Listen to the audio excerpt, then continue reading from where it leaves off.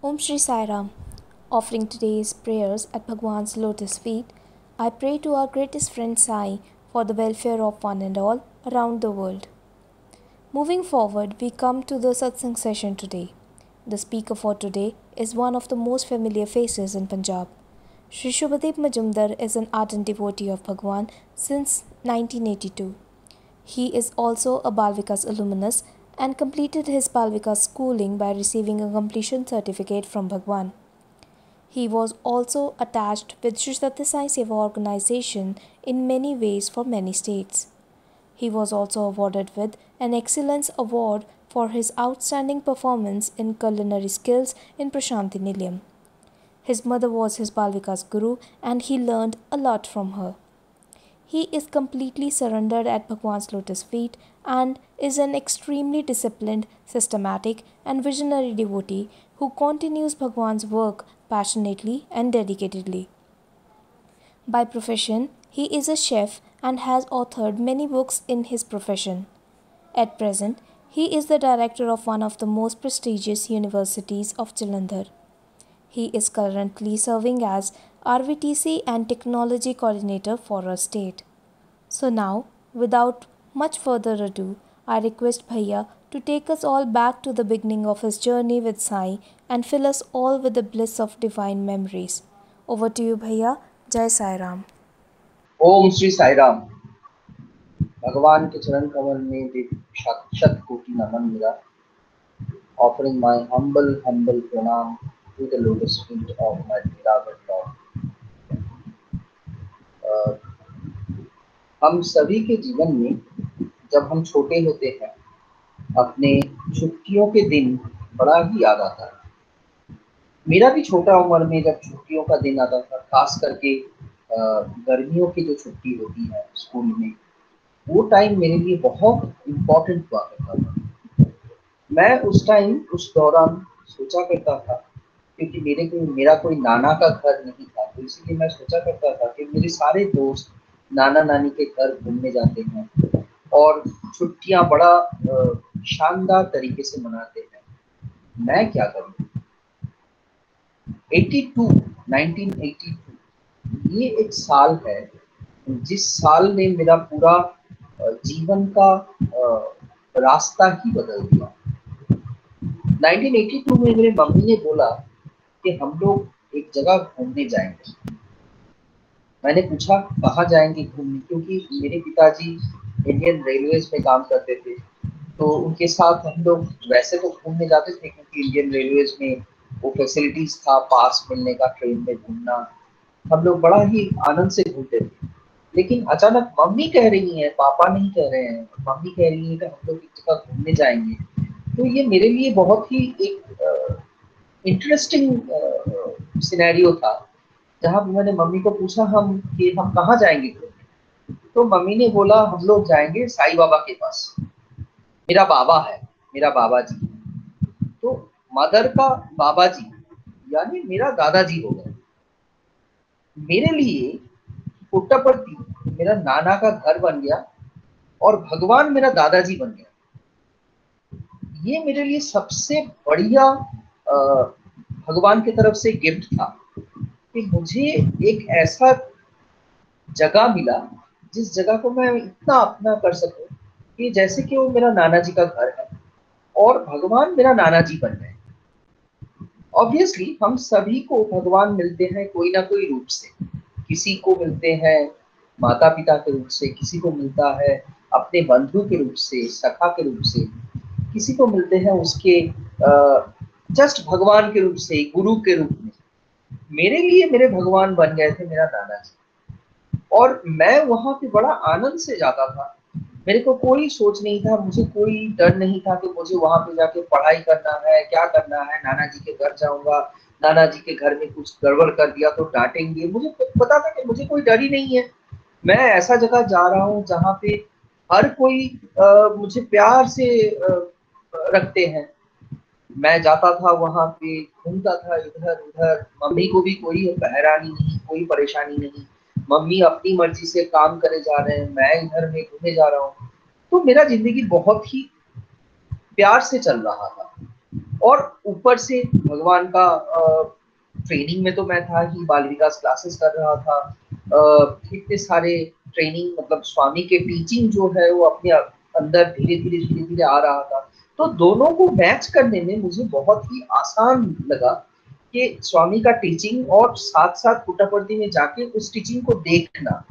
हम लोग जब छोटे हुआ करते थे, मतलब जब बाल विकास में स्टूडेंट हुआ करते थे, उस टाइम हमें अपने गुरु, जो भी हमारे जो गुरु होते थे उन लोगों ने सिखाते थे। जब भी कोई फंक्शन होता था हम लोग को वहाँ पे, तो हम बाल विकास बच्चों का रिस्पॉन्सिबिलिटी ये जरूर आता था कि जितने भी गेस्ट आ रहे हैं उनके जो जूते होते हैं उन जूते को सही तरह से लगाने का। यहाँ पे पंजाब में ये कल्चर बहुत कॉमन है, क्योंकि गुरुद्वारा के बाहर में जूता रखने की स्टैंड वगैरह ये सब होते हैं, बट मेरे स्टेट में ये कल्चर कॉमन नहीं है। तो ये जो जूता रखने वाला काम था, ये जूता रखने वाला काम जब खास करके हम बाल विकास के बच्चों को आता था।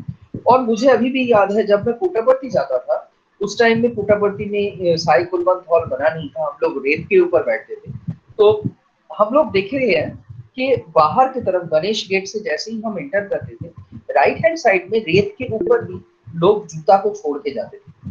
और मुझे एक चीज सिमिलैरिटी जो लगा कि हाँ, हमें अपना गुरु सिखाते हैं यहाँ पे जूता को ठीक करके रखो, और वहां पे भी दो सेवा दल खड़े थे कि जिनका काम था वो जूता ठीक करके रखना। मतलब हमारे गुरु हमको जो चीज सिखा रहे हैं, पुट्टापर्थी में एज इट इज वही चीज फॉलो करना। ये इसी इसके वजह से हम लोग का, मेरे को क्या हुआ, मेरे को बहुत ज्यादा अटैचमेंट बढ़ने लगा कि हाँ, मैं एक ऐसा टीचिंग में हूँ, एक ऐसी जगह पे आता हूँ जहाँ पे जो बोला जाता है वही फॉलो होता है, वही किया जाता है। धीरे धीरे मेरा अटैचमेंट भी बढ़ते गया और साथ साथ प्यार भी बढ़ते गया पुट्टापर्थी के साथ।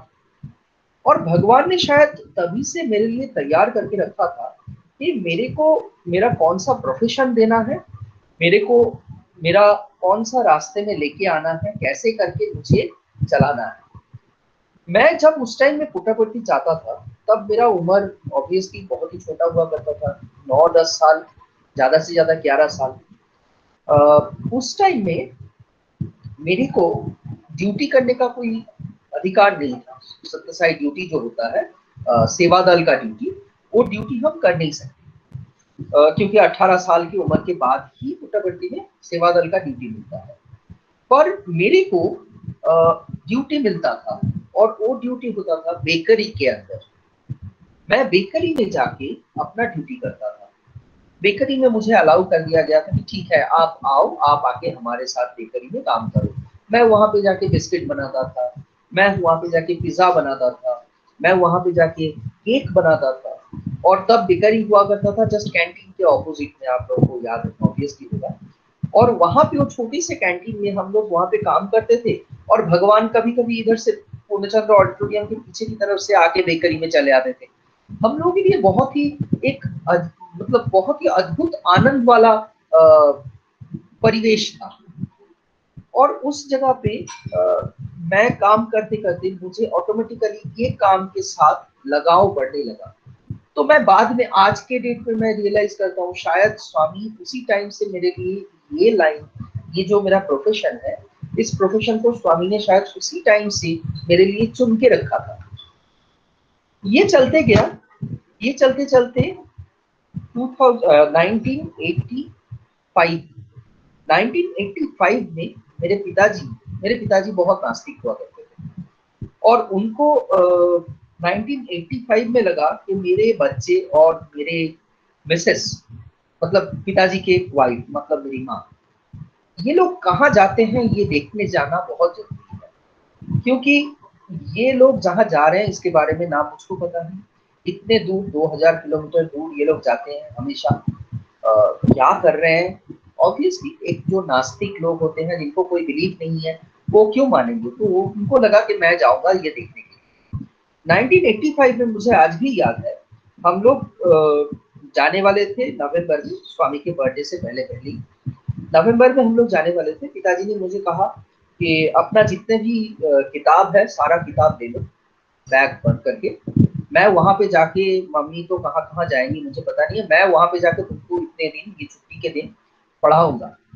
ठीक है चलो। दुखी मन में मैं सारा कुछ लेके चला गया। पड़ती पहुंचे हम लोग। पापा पहला दिन तो कुछ नहीं बोले, पहला दिन इधर उधर घूम लिए। दूसरा दिन हम लोग बैठे हुए हैं, पापा ऊपर से देख रहे हैं कि भजन खत्म हुआ। हम लोग बाहर में होटल में ठहरे हुए थे, भजन खत्म हुआ और लोग रास्ते से निकल के सभी के सभी, खास करके स्टूडेंट्स लोग, सफेद ड्रेस में एकदम लाइन से सब कोई जा रहा है। रास्ते में ना हल्ला है ना कोई कुछ गड़बड़ है।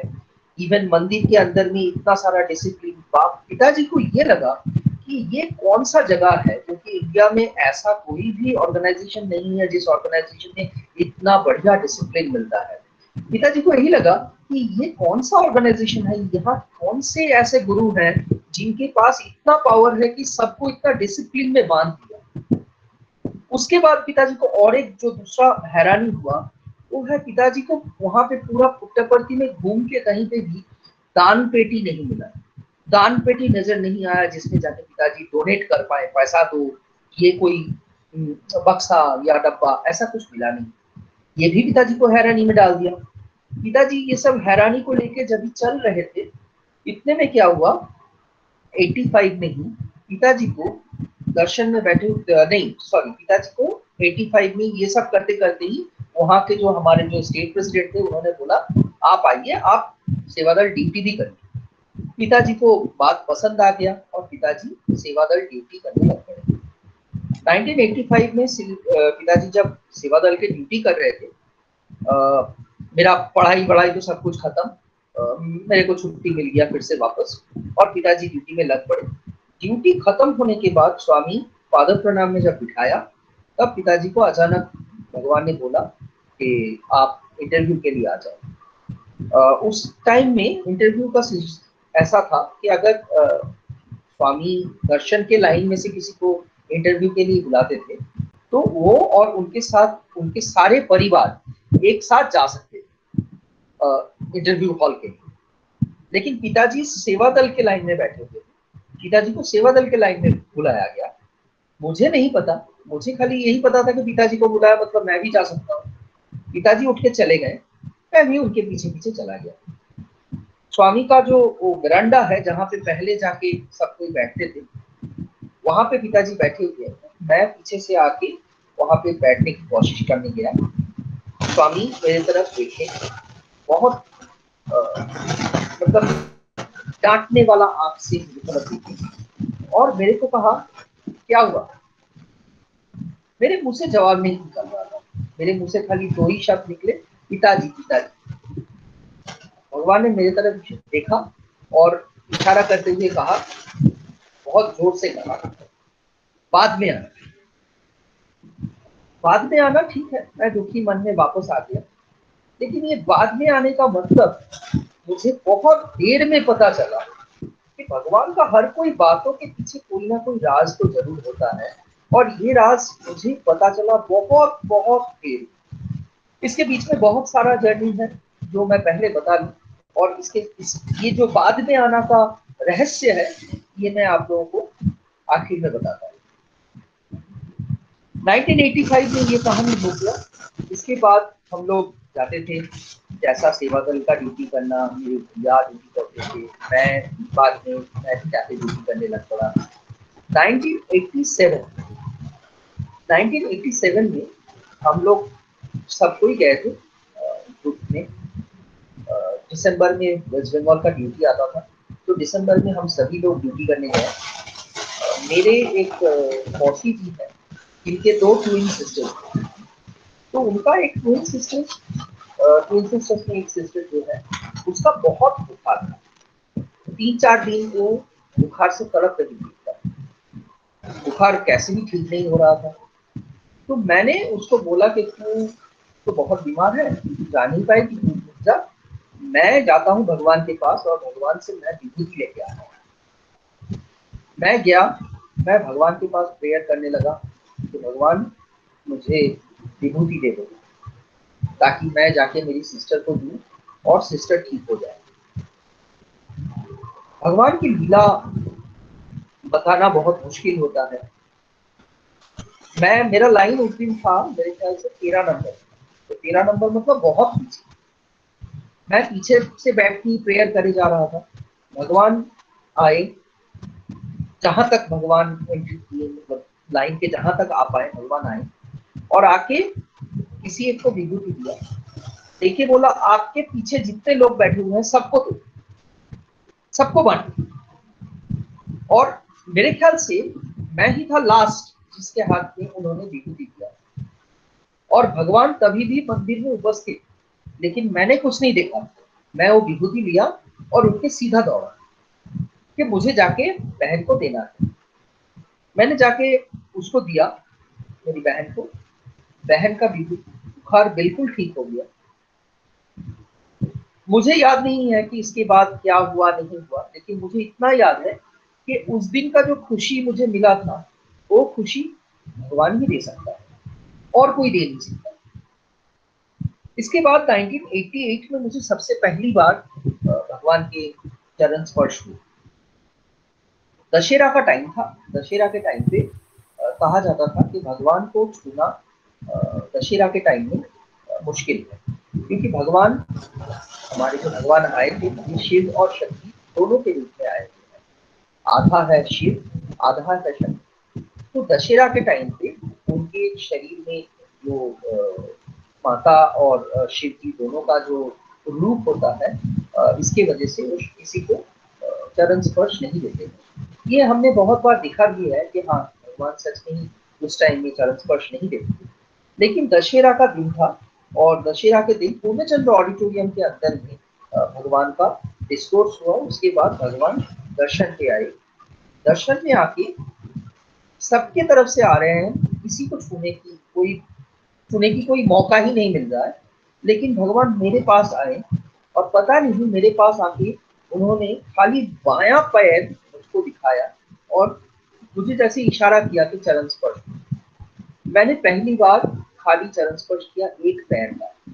मुझे एक ही बार चरण स्पर्श मिला है, एक पैर का, और मैं धन्य हो गया।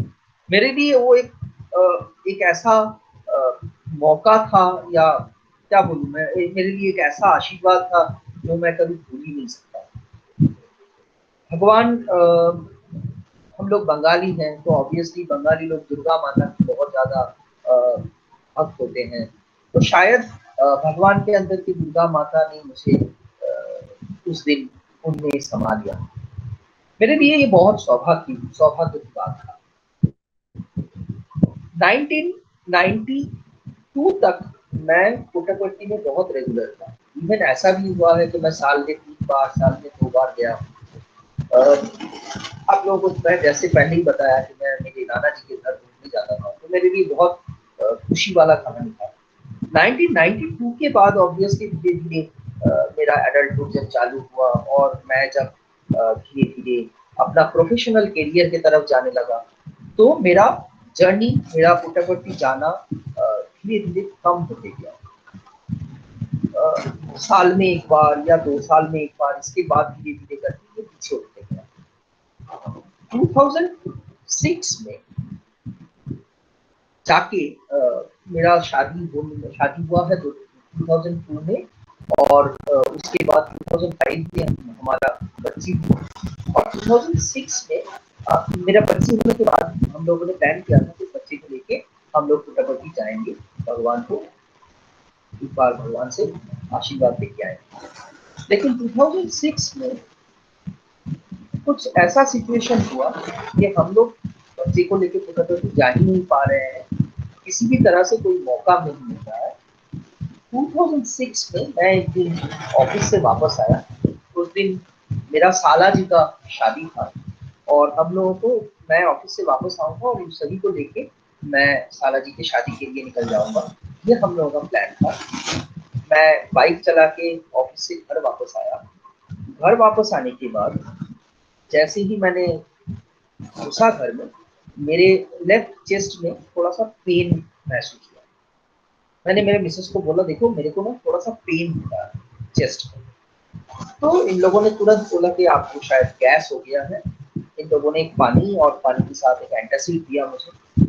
मैंने वो दिया और सेंसलेस होकर गिर गया। कितना देर सेंसलेस हुआ था मुझे पता नहीं है, लेकिन जब सेंस मेरे को वापस आया उस टाइम मैंने देखा कि मेरा राइट हैंड फुल्ली पैरालाइज्ड हो गया। मेरा राइट हैंड कोई काम नहीं कर रहा है। मेरा राइट हैंड को अगर उठा के छोड़ दिया जाए तो ऐसे ही गिर जा रहा हूँ। मेरे राइट हैंड में, खाली राइट हैंड, उसमें कोई भी सेंसेशन नहीं है। मेरे घर वाले सब परेशान हो गए। उस टाइम मेरे मम्मी पापा भी नहीं थे और मेरा भैया पीएस की ड्यूटी करने के लिए पुट्टापट्टी में बैठे। हम सभी बहुत परेशान हो गए। शाम को हम लोग डॉक्टर के पास गए। डॉक्टर ने देखा और डॉक्टर ने देख के मेरे मिसेस को कहा कि देखिए, ये 6 महीने में भी ठीक हो सकता है, 6 साल में भी ठीक हो सकता है, और जिंदगी में कभी ठीक ना भी हो, ये भी होने की चांसेस है। सबसे ज्यादा चांस यही है कि ये जिंदगी में कभी ठीक नहीं होगा, क्योंकि ये ऐसे पैरालाइज हो गया है जिसका कोई इलाज नहीं है। अगले दिन हम लोगों ने दूसरा डॉक्टर दिखाया, कलकत्ता का बहुत ही मशहूर डॉक्टर। उन्होंने भी सेम बात कही। मेरे कुछ दोस्त हैं जो डॉक्टर हैं, वो लोग मेरे घर आए, आके मुझे चेक करें, उन लोगों ने भी सेम बात कह दिया। इतने में हमारे वहां पे एक आकुपंक्चर की हॉस्पिटल हुआ करता है। उस हॉस्पिटल का एक डॉक्टर था जो साइड डिवोटी था। उन्होंने जैसे ही पता चला उनको, वो मेरे घर आ गए और मेरे घर आके उन्होंने मेरे को टेस्ट करने लगे उनके आकुपंक्चर के तरीके से, वो सुई लगाने वाला। तो सुई लगा के जब टेस्ट कर रहे थे तब उनको पता चला कि मेरे जो नर्व है वो नर्व सेंसेशन है, नर्व में तभी भी सेंस है। तो उन्होंने कहा कि ये नर्व में सेंस है और ये ठीक हो सकता है। लेकिन हाँ, ये बात कहना मुश्किल है कि ये कब ठीक होगा, लेकिन ये ठीक हो सकता है। हम लोग किसी को बता नहीं पा रहे। मम्मी पापा बॉम्बे में बैठे हुए हैं, भैया उधर में पुट्टापट्टी में पीएस की ड्यूटी खत्म करके वापस आ रहे थे।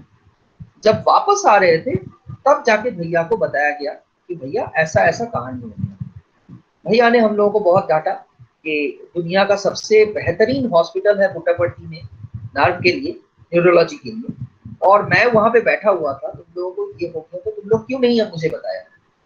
तुम लोग सीधा यहाँ आ जाते। अब मैं घर जाऊंगा, जाके फिर तुम लोगों को लेके यहीं पे आऊंगा। खैर, जो भी है, यही शायद भगवान की इच्छा है और यही शायद भगवान की प्लान है। भैया आए, आके हम लोगों का टिकट बनाया और हम लोग पुट्टापट्टी के लिए निकल पड़े। मेरे ख्याल से जून का महीना था, भयंकर गर्मी। हम लोगों को मतलब इतना गर्मी सहन करना मुश्किल था। मेरी बेटी जस्ट 1 साल की बच्ची है, उसको लेके हम लोग चल पड़े। ट्रेन में हम जा रहे हैं, पहला रात तो गुजर गया। मैं लोअर बर्थ में था, सेकंड बीच वाला बर्थ में मेरी मिसेस और बच्ची थी। रात गुजर गया। अगले दिन मॉर्निंग में मेरी बीवी ने मुझे कहा कि सुनो, बच्ची को थोड़ा पकड़ के नीचे करो। मैं दोनों हाथों से बच्ची को पकड़ के नीचे कर रहा हूँ। हम लोग कहाँ पहुंचे? विजयवाड़ा क्रॉस किया। विजयवाड़ा क्रॉस करने के बाद मैं दोनों हाथ उठा के बच्ची को नीचे कर रहा हूँ। जब नीचे किया तब मैं हैरान हो गया कि मेरा हाथ कैसे चल पड़ा। मैंने मेरे मिसेस को कहा कि मेरा हाथ चल पड़ा। मेरे इस मिसेस भी हैरान हो गए। हो गया कहानी। व्हाइटफील्ड पहुंचे हम लोग। व्हाइटफील्ड पहुंच के हम लोग बैंगलोर के हॉस्पिटल में गए डॉक्टर को दिखाने के लिए। डॉक्टर ने चेक किया और डॉक्टर ने चेक करके मुझे बताया कि आपका जो हुआ था रोग, ये रोग भगवान ही ठीक कर सकता था, और शायद आप भगवान की तरफ आ रहे थे बोल के ये ठीक हो गया। लेकिन क्या ठीक हुआ, कितना हुआ, इसका कोई अभी तक पता नहीं है। इसका ट्रीटमेंट हम चालू करेंगे कल से। कल से आपका टेस्ट चालू होगा और टेस्ट करने के बाद ही हम लोग बता पाएंगे कि आपका बीमारी क्या हुआ था और आपका ठीक ये कैसे हो गया। चलिए, अगले दिन से मेरा टेस्ट चालू हुआ। बहुत सारा टेस्ट करने के बाद एक फाइनल टेस्ट में रिजल्ट पता चला कि ये दाहिना हाथ का जो मेन नर्व है, वो नर्व रेत की हड्डी के अंदर में दब गया था, जिसकी वजह से मेरा दाहिना हाथ पैरालाइज हो गया। और जब मैं ट्रेन में आ रहा था, शायद, ये डॉक्टर ने कहा था, एकदम डॉक्टर की वर्शन बोल रहा हूँ, डॉक्टर ने कहा कि शायद आप जो ट्रेन में आ रहे थे, ट्रेन में जो जर्किंग होता है, उस जर्किंग की वजह से ये लॉक खुल गया और आपका वेन बाहर आ गया, इसलिए आपका हाथ ठीक हो गया। लेकिन मैं जानता हूँ या मैं मानता हूँ कि भगवान के पास मैं शायद 6 साल से गया नहीं था, और बच्ची होने के बाद मैं बच्ची को लेके भगवान के पास जाऊंगा, ये हमारा एक प्रॉमिस था जो हम फुलफिल कर नहीं पाए। इसीलिए भगवान की ये टेस्टिंग था मेरे ऊपर कि तुम नहीं आओगे तो क्या हुआ, मैं तुमको लेके आऊंगा और देखो मैं कैसे लेके आता हूँ। भगवान ने हमें लेके गए, वहां पे मेरा ट्रीटमेंट हुआ, मेरा हाथ ठीक हो गया। मेरा पिताजी उस टाइम हमारे साथ ही थे वहां पे, तो पिताजी वापस आ गए थे, आके वो भी चले आए थे। पिताजी ने जब डॉक्टर को पूछा कि डॉक्टर साहब ये तो बाइक चलाता है, तो वहां के डॉक्टर ने पिताजी को कहा कि ये कौन सा बाइक चलाता है, जो बाइक चलाता है उस बाइक को बेच दीजिए, देखिए इसको उससे भी भारी बुलेट खरीद के दीजिए, क्योंकि इसका हाथ जो अब ठीक हो गया है ये और जिंदगी में कभी खराब नहीं होगा। अब इतना सारा कुछ बात सुनने के बाद तो ऑब्वियसली, और बैंगलोर चला गया, वहां से मैं पुट्टापट्टी ना जाके वापस आ जाऊंगा ये तो हो ही नहीं सकता। चल पड़े पुट्टापट्टी। पुट्टापट्टी जाके हम लोग पहुंचे, दर्शन में बैठे। दर्शन में बैठ के स्वामी का दर्शन तो हो गया, लेकिन स्वामी के दर्शन के बाद भी भजन के लिए जब बैठे हुए थे, अचानक एक बुजुर्ग आके अनाउंस कर रहे हैं कि हॉस्पिटल में ब्लड की शॉर्टेज हो गया है, तो आप में से कोई भी अगर ब्लड देने वाले हो तो चले जाए, जाके ब्लड देके आए। और ब्लड का ग्रुप कौन सा है? O positive. ये एक ऐसा ग्रुप है जो ग्रुप कभी शॉर्टेज नहीं होता, ये बहुत ही कॉमन सा ग्रुप है। मुझे लगा कि ये मैसेज मेरे लिए ही है, क्योंकि मैं ओ पॉजिटिव हूँ और मैं भगवान के लिए कुछ नहीं कर रहा हूँ। शायद ये मैसेज मेरे लिए है कि ओ पॉजिटिव ब्लड वाला तुम ही हो, तुम जाओ जाके ब्लड देके।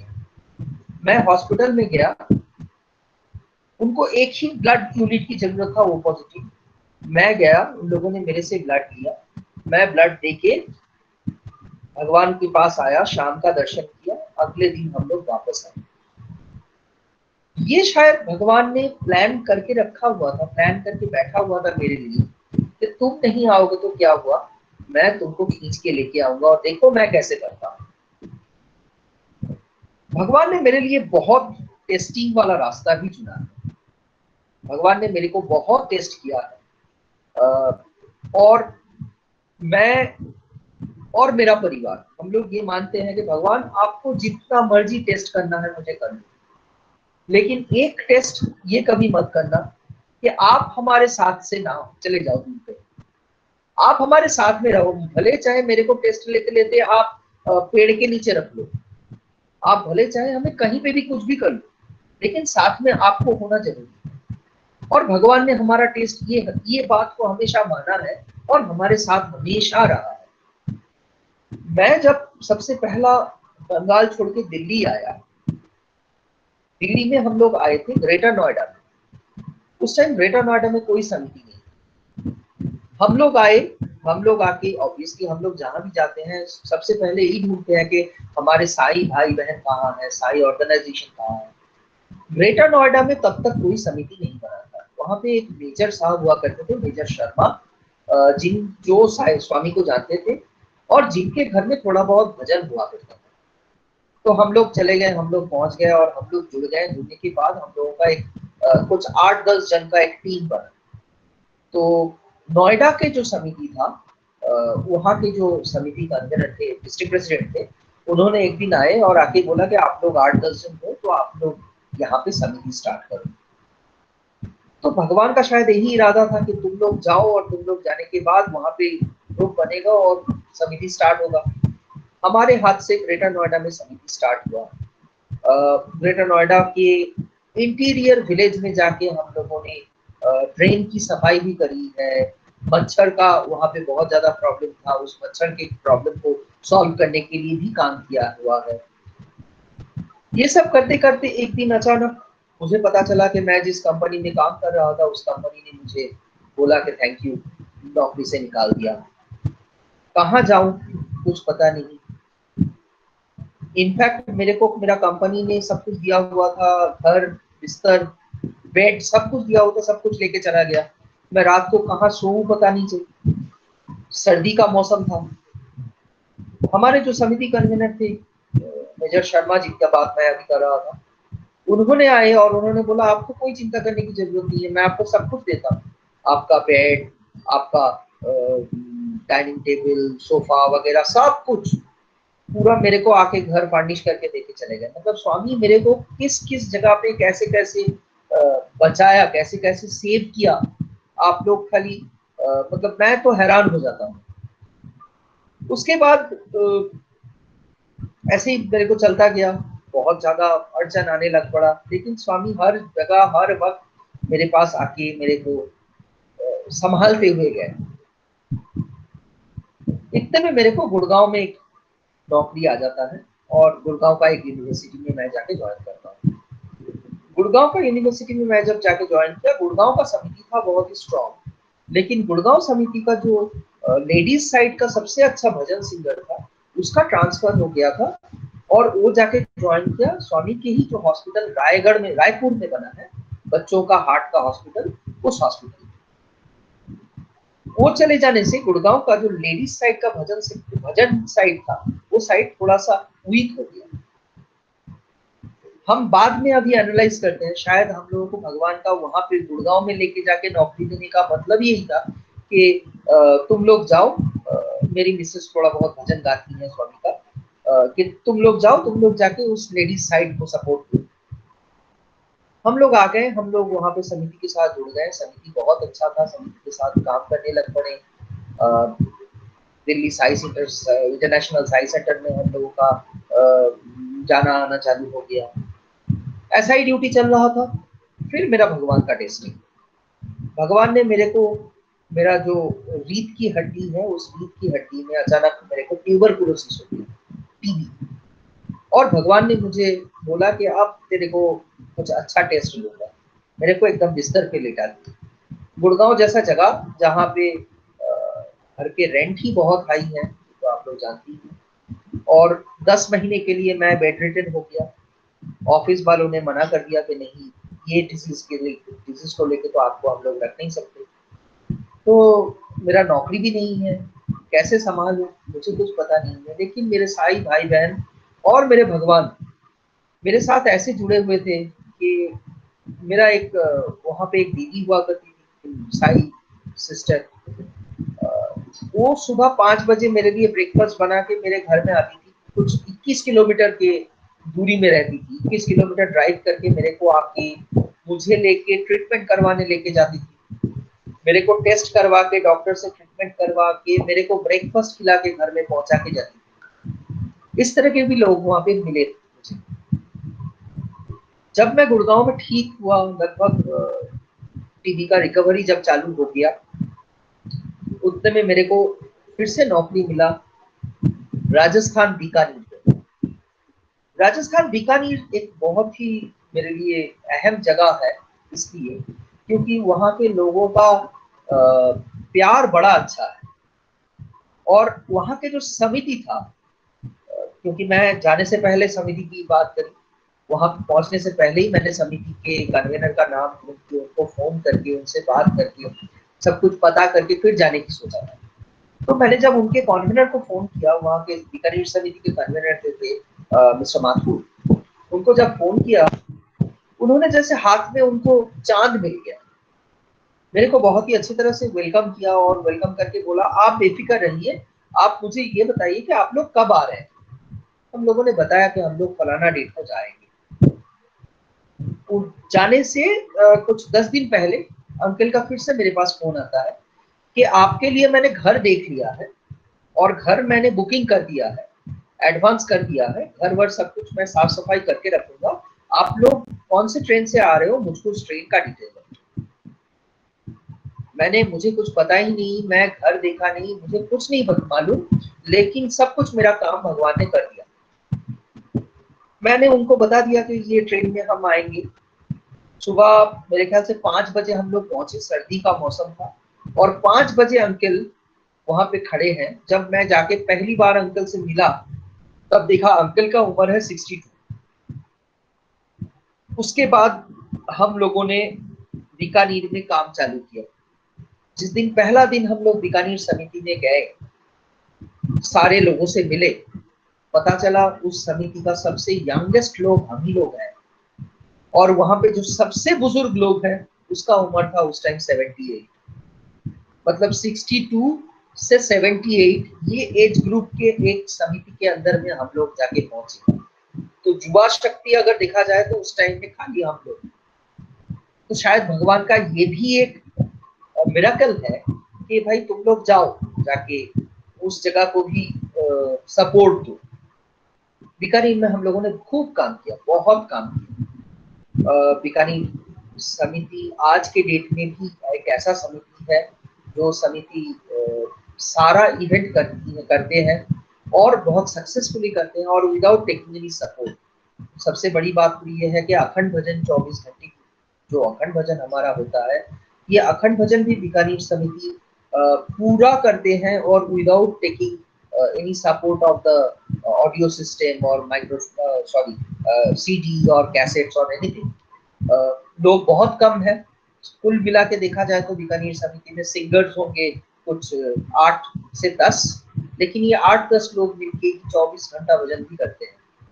बीकानेर समिति को हाल फिलहाल में वेदा ट्रेनिंग के लिए कोटापति से कहा गया है कि दे आर द बेस्ट। जो वेदा ट्रेनिंग बीच में चला था, उस वेदा ट्रेनिंग के सेशन, तो बीकानेर समिति बहुत अच्छा काम किया उस टाइम में। हम लोगों ने बहुत मिलकर काम किया, 2 स्कूल एडॉप्ट किए थे, 2 स्कूल का बहुत अच्छा काम हुआ। ये सब हो रहा था, मेरे को शायद भगवान को लेके आना था पंजाब में।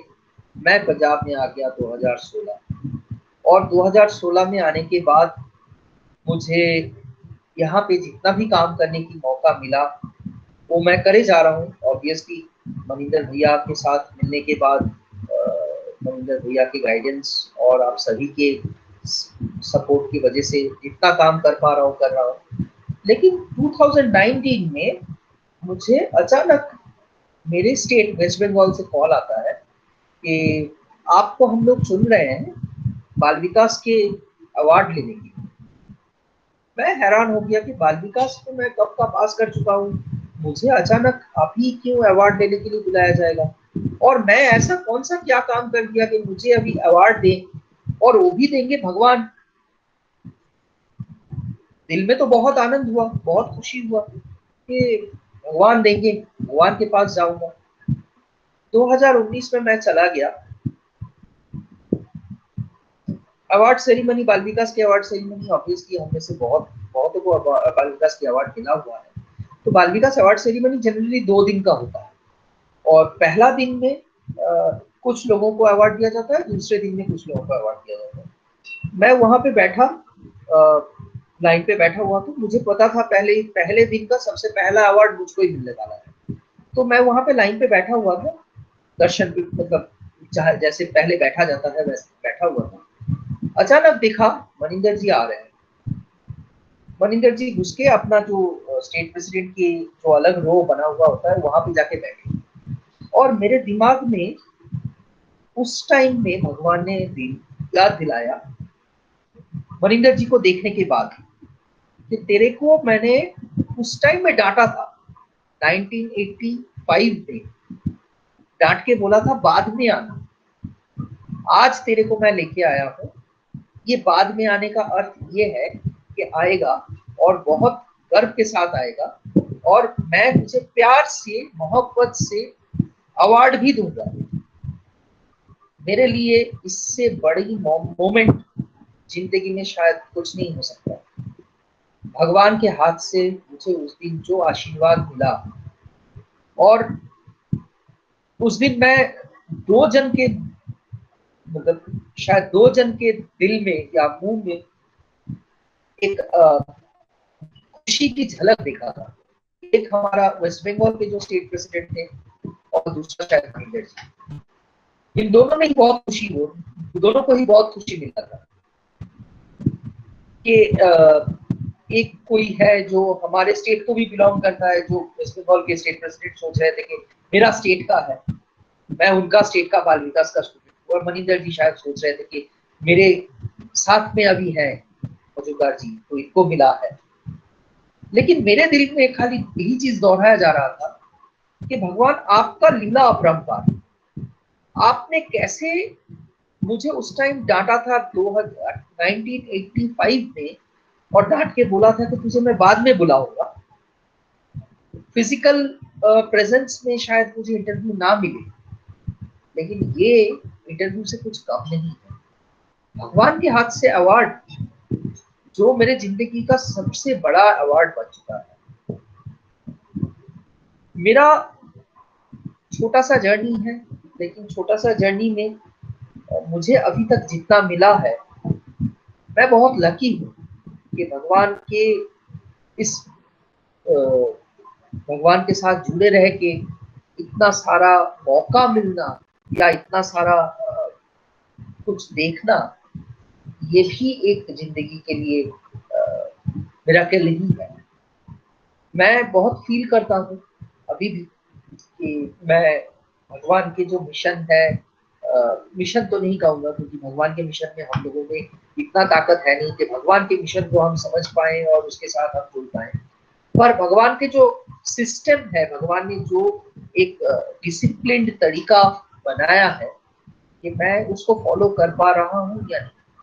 जितना मुझे हो सकता है, मैं जितना मैक्सिमम कर सकता हूँ, उतना करने की मैं जरूर कोशिश करता हूँ कि भगवान की जो 9 कोड ऑफ कॉन्डक्ट है, उसमें से जितना मैक्सिमम को मैं फॉलो कर सकूँ। ऑब्वियसली गलती तो होता ही है, गलती तो इंसान से ही होता है, और भगवान है बैठे हुए माफ करने के लिए, वही सब कुछ माफ करते हैं। लेकिन जितना मैक्सिमम कोशिश हम कर सके, और जब मैं ये देखता हूँ कहीं पे कि हम अपने आप को डिवोटी कह रहे हैं और हम भगवान के उस शब्दों को, उस कोड ऑफ कॉन्डक्ट को, उस रूल को फॉलो नहीं कर रहे हैं। हम पुट्टपर्थी जाते हैं तो ऑब्वियसली फॉलो करते हैं, पर पुट्टपर्थी में जब नहीं होते तब हमें लगता है कि भगवान तो हमारे सामने है ही नहीं, हम क्यों फॉलो करें। ये जब देखता हूँ तब बहुत दुख लगता है, क्योंकि भगवान तो ओमनी प्रेजेंट है। भगवान इज ओमनी प्रेजेंट, भगवान तो सर्वव्यापी है, वो तो कहीं पे भी रहते हैं। हमारा 3 ओंकार के साथ साथ भगवान आ जाते हैं। हमारा भगवान का खासियत तो यही है कि वो तो हर कहीं पे, हर किसी के साथ, वो तो उनका कभी भी स्पीच जब शुरू होता था, वो बोलते थे दिव्य स्वरूप लारा, प्रेम स्वरूप लारा। इसका मतलब आप भी भगवान, मैं भी भगवान। तो जब वो कह रहे हैं कि आप भी भगवान हो, मतलब वो तो आपके साथ प्रेजेंट है ही। तो हम क्यों ये भूल जाते हैं, और भूल के ये हम उनके बनाए हुए सिस्टम से बाहर जाने की कोशिश करते हैं। ये मुझे बहुत दुख पहुंचाता है। कोशिश मेरा हमेशा रहता है कि मैं भगवान के दिव्य पथ पे चलूं, उनका डिसिप्लिन के साथ चलूं, और भगवान का आशीष मेरे ऊपर और हम सभी के ऊपर हमेशा के लिए बरकरार रहे। जय साई राम।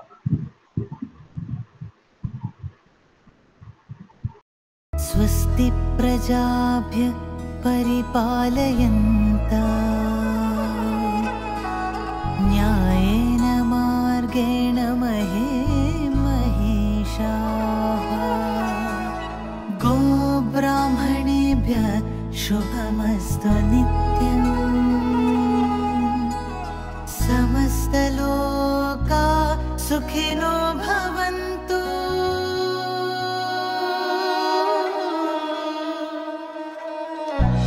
समस्तलोका